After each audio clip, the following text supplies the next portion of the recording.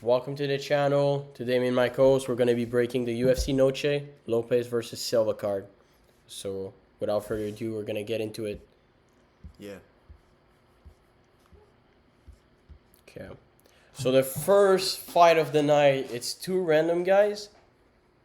Rodrigo Cezinando versus Daniil Donchenko. I know you've been thinking about this fight a lot. I love this fight. I think it's a phenomenal matchup. Without further ado, let's get to the next one. So we got Randon against Alice Pereira. Pereira's sister. 6 fights, 4 knockouts, 1 by submission. The 4 knockouts come by the first round. I believe it's going to be a easy victory against the Mexican chin. I don't know who this girl is. Do you? I don't know her either, but I'm going to go Pereira because she's Alex Pereira's sister. So. Seems all right. All right. Now, next fight at flyweight, we have Alessandro Costa versus Alden Correa. I don't know who Alden Correa is. We've seen Alessandro Costa. He's coming off a win against Kevin Borjas, who's off a win himself. A pretty good fighter in the UFC. I think he lost to Steve Erceg by decision as well, but that's not so bad. And he's a big favorite. I'm just thinking Alessandro Costa against who's fought. He has 4 fights in the UFC against decent level of competition from what I've seen. Kevin Borjas has good stand-up, and he KO'd him in the second round, so he has actual KO power or some level of KO power in the flyweight division. I don't think a newcomer who's going to have the octagon jits is going to really do anything. I'm thinking Alessandro Costa is probably going to run through him. That's a fair take. That's a fair take. I trust in the words. I don't know this Correa guy. I feel like the odds are maybe a bit much for Costa, but we all know the other guy, so it is what it is. Yeah, no fights in the UFC. Don't think so. Yeah. All right, Zachary Ruiz versus Cedric Dumas. So Cedric Dumas, I know it's your favorite fighter. Yeah, I love him. What are you thinking in this one? I feel like Zachary Ruiz is gonna get that dub pretty easily. I think Dumas is he's a choker basically. He's gonna come in the fight and he's gonna do well in the first maybe 30 seconds, but that's about it. It's not gonna be a total domination from Zachary Ruiz. I mean, the guy lost against Cody Brundage. Yeah, so it is what it is. But it's gonna be an okay fight. I feel like Ruiz is gonna put hands on him, and I don't think it's getting the finish though. I think this fight is getting finished. I think there's a lot of chance for a finish, but just because they both lack defense. But I don't think Cedric Dumas is gonna do. There's no threat much coming from Cedric Dumas in this matchup. Yeah, I think don't Zachary Ruiz is gonna get him fairly easily, but he's a bit of a we've only seen him beat absolute cans, and Cedric Dumas would be probably his best win in the UFC, which says a lot. So I'm just gonna say I think he beats him. I think that's the level he can beat, but I don't think he's much higher than that. Now we're gonna go to the next matchup: Jesus Aguilar versus Luis Guruli. What do you think in this matchup? Listen, I'll be honest with you. I barely know these guys. I think I've seen Jesus fight, the guy right there. Mm-hmm. I haven't seen Guruli fight. Guruli? What's his name? Guruli. Yeah. Luis Guruli. I haven't seen him fight. Looks like Jean Silva, kind of. Yeah. Probably not as good, but at 125, yeah. I feel like Jesus is gonna get him. I don't really know much about this Guruli guy. 10-1 though. Looks like a pretty good prospect. Can I see the record real quick? 10-1. Let's see. Do you know? No, he's lost to Ode Osborne in the UFC. That's all I know. He has no wins. He's 0-1, and he's a favorite in this matchup against Jesus Aguilar, who was on a 3-fight win streak before his last fight, and he lost to a guy that's 3-0 in the UFC. I've seen him grapple. I see that he has. I think he's had. Okay, he's had KO is crazy. He doesn't really have KO. He's had 1 KO, probably. 100%. But he has submissions. He's a grappler. And yeah, he has lower time, normal time of combat. So I think might be able to finish him. He's been finished before in the UFC, 0-1. He's trying to get a win. He lost to Ode Osborne, who's not high level of competition. So I'm gonna pick Isis Aguilar in this one, just off of that, yeah.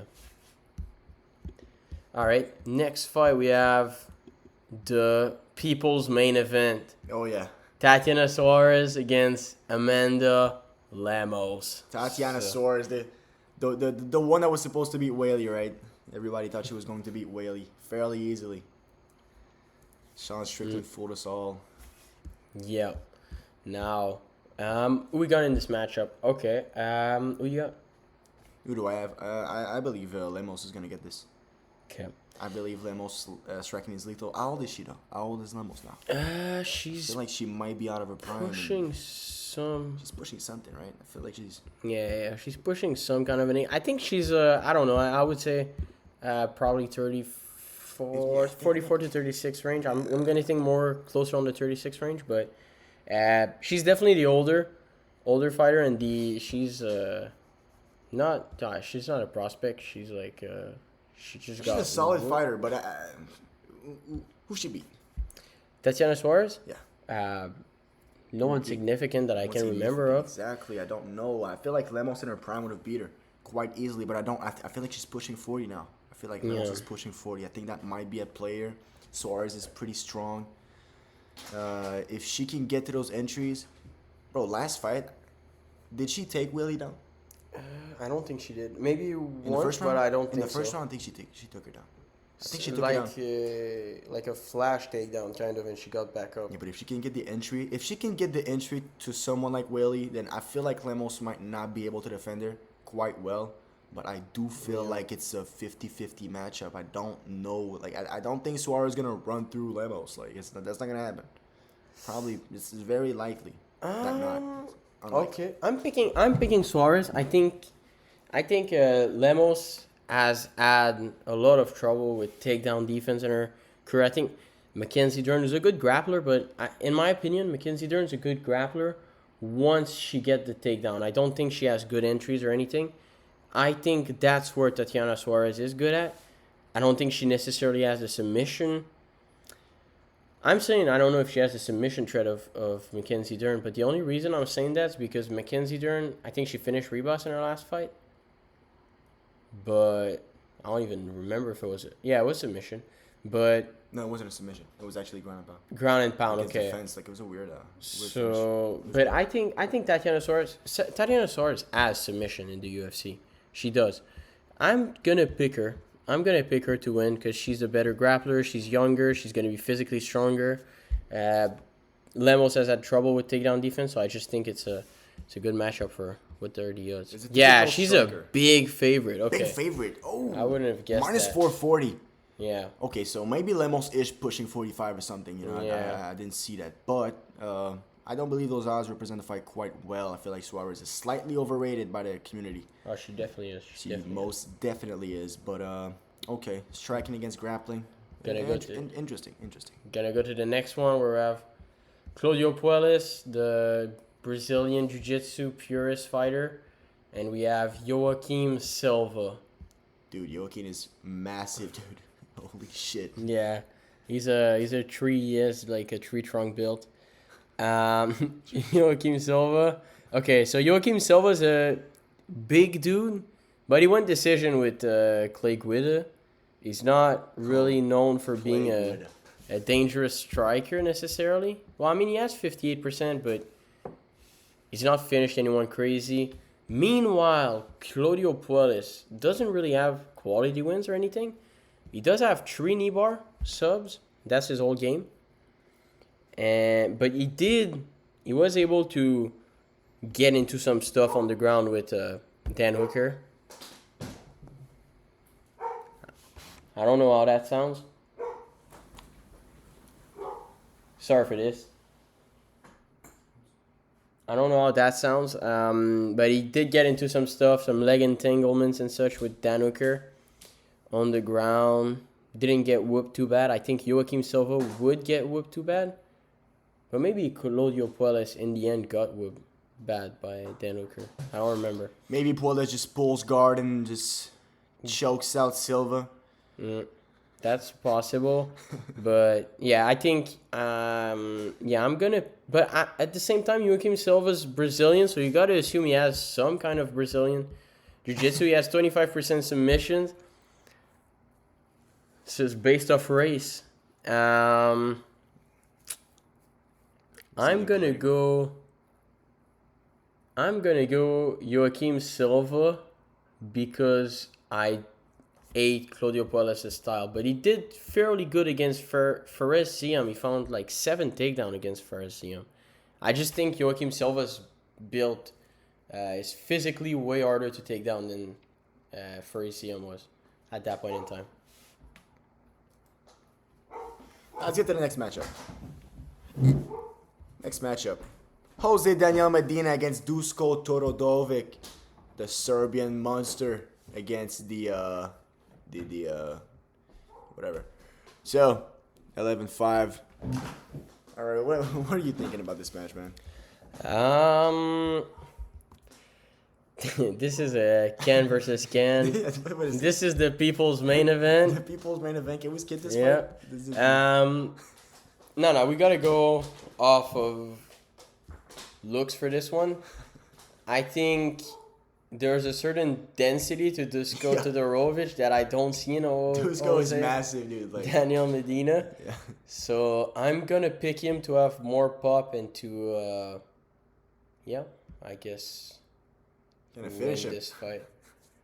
But he's a very, very low level fighter. Just lost to Zachary Reese, I'm pretty sure. I know he did. So, yeah.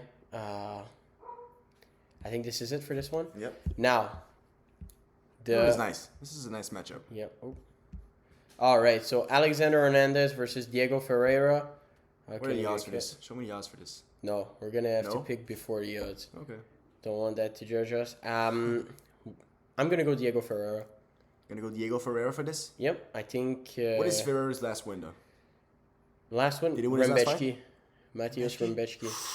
Oh my God, this is nasty. And he finished him. He finished him after butchering him. This is nasty work. Yep. This is very nasty. All right, Diego Ferreira. If you finished him?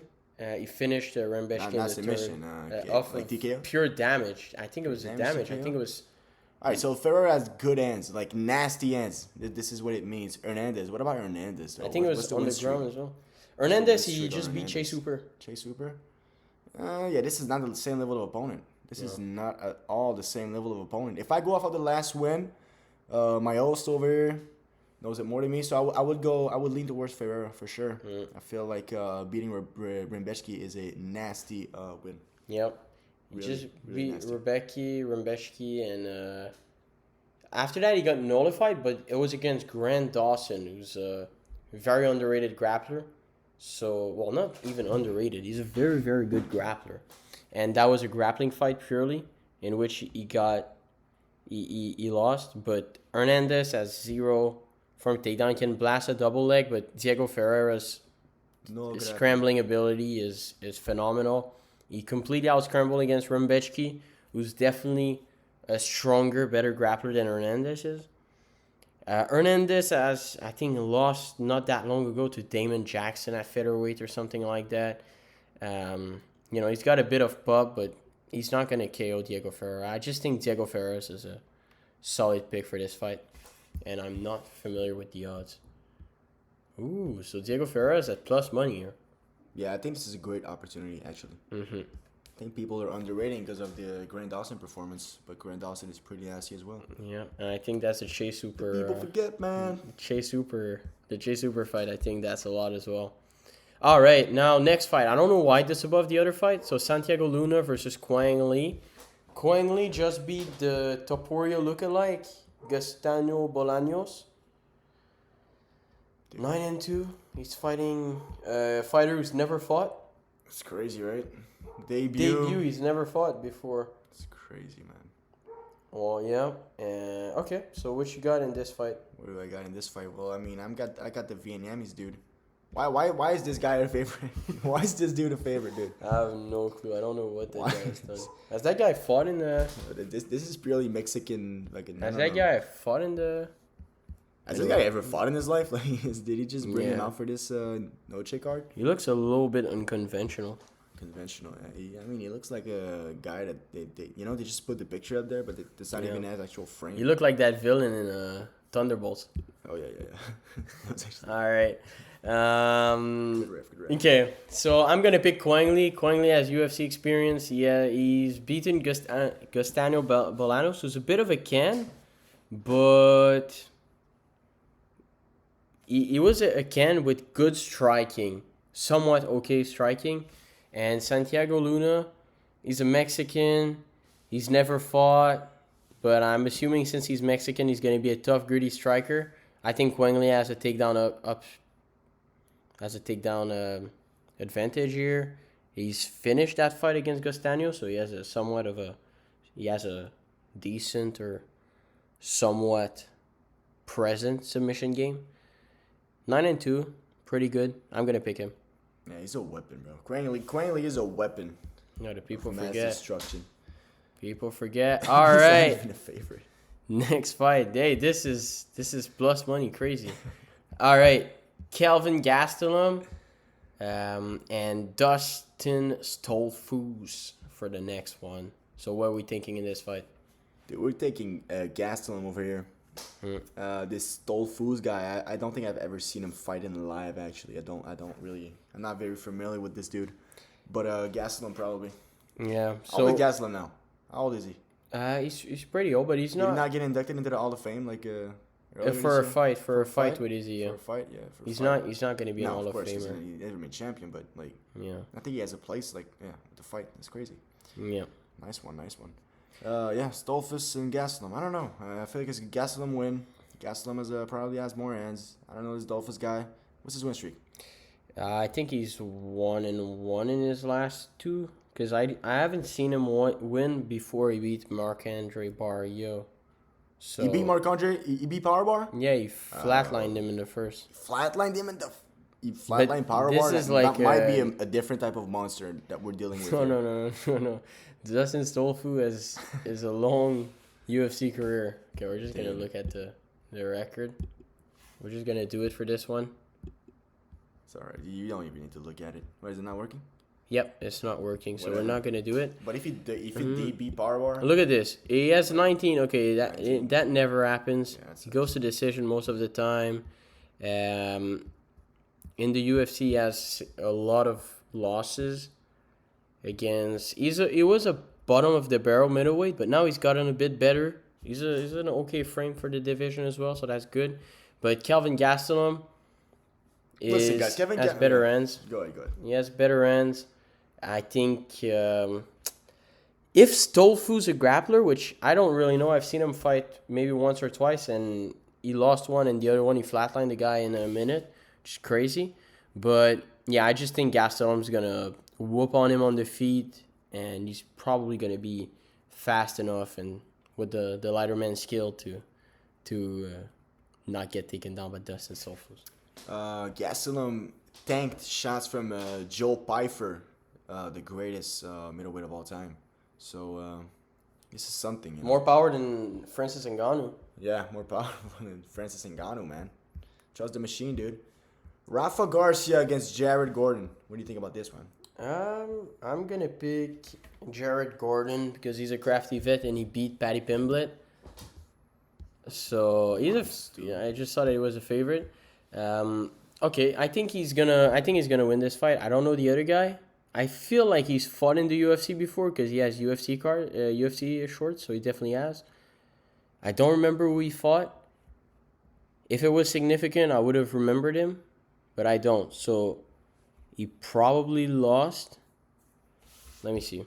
Let me look at this. Okay, 6% KO. 50%. Okay, so he's a submission guy or a decision guy. Jared Gordon's a KO guy or a decision guy, but he has subs, and I feel like Jared Gordon's crafty. Paddy Pimblett wasn't really able to take him down or anything. I don't know if he really tried, but he's not really a guy that you can like manhandle and takedown. He's a pretty crafty guy. Pretty crafty. He beat Narzat Akparast, who just beat Ribovic. And he beat him in a stand-up, high-output fight. It was a war. And so I think Jared Gordon, I think he might have lost to Akparast, but it was a robbery. So I think I'm going to pick Jared Gordon to beat on Rafa Garcia until he stops him. I think either stops him or decision, but yeah, I'm going to go fairly confidently on Jared Gordon here. What do you think? No comment on this one. I feel like this card is already amazing enough. I don't need to comment on this one. Fair. All right. Finally. So your favorite fighters fighting against Rob Font? Yeah, man. So, well, go ahead. I know you've been looking for this one. So, yeah, I feel like Rob Font can drag this out to a good decision. I'm looking forward to this one. I feel like Martinez, if he does beat Rob Font, it is a statement. What is Rob Font ranked? 9, 10, 11? 9.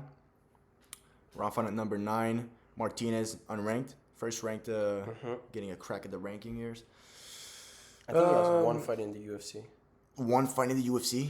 Yep. Dude, man, this is jokes, man. Rob Font is gonna absolutely jab him to a decision. Rob Font is a dangerous weapon of mass destruction, and he needs to be contained within that division because trust me, guys, Rob Font is coming for everyone. I think Rob Font is better than he's been given credit for. I think he put a beating on Kyler Phillips, and Kyler Phillips is... That's actually a good feat, though, because he's a pretty good striker. He's a decent striker. I think he trains with O'Malley. Is that possible, Phillips? Yeah, I think so. That makes sense. Oh, does he? Maybe. I think he used to. Okay, that's possible. I think he's from Miami, though. Oh. Not Miami, Hawaii, I think. Yeah. But I don't know if that's where he trains from. Maybe he trains with the... Maybe he's from the hard-working part of Miami. I don't know. Something like that, yeah. Anyhow, yeah, I'm gonna pick Rob Font. I think he's a crafty vet. I think he's put hands on Giannis. These kind of little prospects that are untested, and this guy is less tested than Giannis was, because Giannis had a gritty fight with Davy Grant, and I feel like Rob Font could have been on the level of a Davy Grant kind of fighter, but he actually knocked out Giannis on the feet in the first. So that's a great win. Yeah, beating Giannis like this, a prospect like that, and in the first knocked him out. Yeah, killed him straight in the first. That's a very good win. Yeah, Giannis has good hands. Though if Rob, I really feel like Rob's gonna drag this out to a decision pretty easily. What is Martinez's biggest weapon is? I think he's got a KO, so it's probably his hands. But hands? Yeah, he has 82% 80% KO is good though. He might but Rob can just run away and just fight him. I think that's what's gonna happen. But there's this crazy thing that happened not that long ago. I went out, okay? Yeah. So I was at this party. Yeah. I had to take an Uber to go to the party and also come back. No way. Because people weren't on. Okay. And on the way there, David Martinez, his last opponent. Yeah. Not last opponent, not in the UFC, but last opponent before the UFC. Yeah. He was the Uber driver to get me there. Really? And then to come back, it was another one. It was his opponent from right before. That keeps happening, right? So, always happens, you know? Just 2 straight cans, in an Uber drive. That's probably what Martinez fought, and then he's here getting the big shot at Rob Font. He's going to get pieced up because of the Uber guys and stuff. Yeah, so here I have minus 130 for Rob Font. That's crazy. Crazy story, man. Crazy. I'm gonna pick Rob Font to beat David Martinez. Although the first Uber driver looked kind of gritty, he looked like he had grit to him. So yeah, he looked gritty, man. So I was like, okay, got some grit to him. Tough cookie. Yeah, he had that tough cookie look. Yeah, that tough cookie look. All right. The main now. The main is a great fight. That's an awesome fight. This is the caliber of now. We got Imavov and Borralho. Now we're getting Jean and Lopez. I think this is amazing. Yep, similar tier fight. So I'm gonna just drop pick. So okay, you drop your pick first. I'll drop it second. My pick is gonna be Jean Silva. Now, don't get me wrong. Jean Silva is slightly overrated as of right now, but I feel like it's a proper statement. I feel like Jean completely nullified Bryce Mitchell's grappling, And Bryce Mitchell's grappling in his last fight against Saeed. We saw it. It's still there. It's good. I'm not saying it's top tier. I'm not saying Jean can't get taken down. That's not what I'm saying. But Jean, if he gets taken down and Diego does push a wrestling pace, I feel like this is going into Jean's favor. And if Diego does try to strike with Jean in whatever way he can, right? And in the first, he can crack Jean. But I feel like Jean Silva's striking is too good. Of course, I'm not getting, like, I don't think it's going to be a Roofy fight, but I don't think it's going to be the Gary fight for Prates as well. I think it's going to be a mix between both of those fights, but I feel like Jean can get the finish. Truth be told, I feel like Jean can chin the shit out of Diego, man. That's what I feel. That's how I feel about it. I'm going to pick Jean Silva to beat Diego Lopes. I'm thinking probably KO, late KO, or it could go decision as well, but I don't think sub in his favor. I would say, here's my thing about it, is that I think that Diego would have beaten Bryce. He wouldn't have beaten him the same way. He would have whipped him with a big punch in the first round and put him out cold. I think that's what would have happened. But I don't think it would have like played with him and stuff. It'd have been a different optics. And I think that just because Jean Silva played with him, people are acting like there's a difference between... They're giving him more credit. Yeah. Because of that, the fact that he really just played around like it was an unranked fighter, and but he does that with everyone. Everyone is the same thing, and he's gonna do it with Diego, but he can't do that though. Yeah. He can't start playing around the fence against Diego. That's not gonna work. That could be Silva's downfall. His ego, big ego. This guy, big ego. I think, but I'm still gonna pick him to win. I think he has better striking overall. I do think the reach difference, because Diego's whipping shots, so he's not using it to its full extent. But they're definitely gonna be longer than the punches he's used to dodging and stuff. And if he uses his range, he tries to jab his way. He could get hit with big shots, and I think that Diego, if someone's going to put him out in that division, I'm thinking Diego's one of them for sure. I feel like both of them can can both put themselves out. Yeah, exactly. Diego has the power to shut down Jean, but Jean also has the power. I don't know if he has the power to shut down Diego, though. Does he? You think he does? I feel like he can rock him pretty hard, maybe, but shut him down. He had trouble with Dober up a weight class at 55. He was able. Trouble, man. I'm telling you, man. He could have knocked him out. He was playing with Dober. He didn't. He couldn't have knocked him out really though, because he tried multiple times. Spinning back elbow was wobbled. Tried to keep hitting him, and he ran on him, and Dober covered up. He was able to get back. That's upper weight class 55. Then he beat Charles Jourdain, but Charles Jourdain is a small frame. He's a 35er. He wasn't, and Jean Silva literally fought at 55 afterwards. So that's like a 20 Their weight classes they fought at eye level is it's a fairly big difference. I just think I'm gonna pick Jean Silva. I think he could. I think there's a chance he puts out Lopes, but I think both ways. But yeah, Jean Silva's the pick. That's gonna be it for this very underwhelming card. And I also know that this weekend there's Crawford against Canelo. Yep. So we're just going to give a main event pick for that one just because bonus. We have nothing else to talk about. First bonus. Yep. So, for me, actually, you go first. Yeah. For me, it's very simple. Canelo. I feel like Canelo is going to beat him by decision. It could very well be a TKO as well, but I do believe that Turkey maybe pump a little bit of money into both guys. No, I'm kidding. I feel like it's a good decision, though. I feel like Canelo fairly gets it. Bud looks fat. Yeah. Bud looks fat. Bud does not look like the photo you guys have seen on the social media. This is absolute BS. Crawford is absolutely fat right now, and this is bad for him. This is a bad look. I feel like Canelo, he's never fought anyone on the level of Canelo. I think we've seen in the interview. It's like, oh yeah, name one elite fighter. That's a good thing as well. It's a great statement coming from Canelo. It's a very good way to gauge the opponent's strength, right? And he's like, oh, Victor Postol, dude. I don't know Victor Postol. You know what I mean? I don't know the guys. Crawford's best win is Errol Spence, which was a nasty win, coming by way of KO.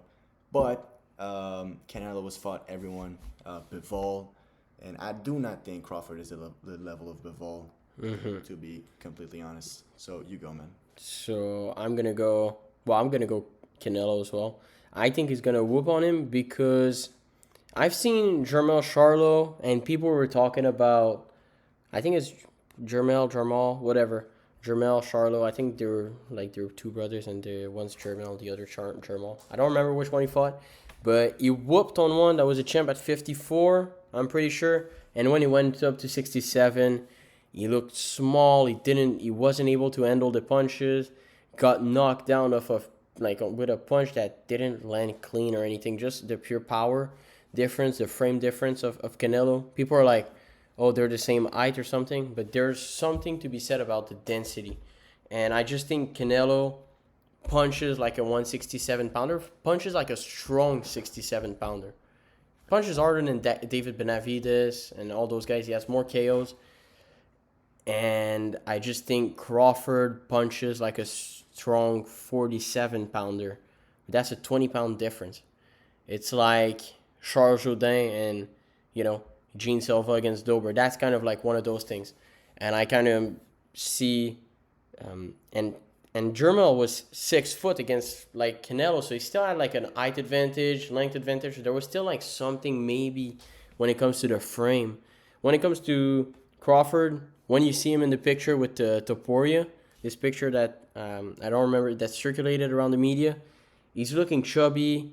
He's probably going to be lean at the weigh-in, but right now he's chubs. I think he's going to get whooped. I think it's going to be an easy fight. It's a good payday for Crawford, but it's an easy fight for Canelo. I think that's what it is. Very fair. Yep. So, okay. So this is it for the video. Thank you, guys. Thank you for being on the ride with us, and we'll be coming with something soon. Yep. All right.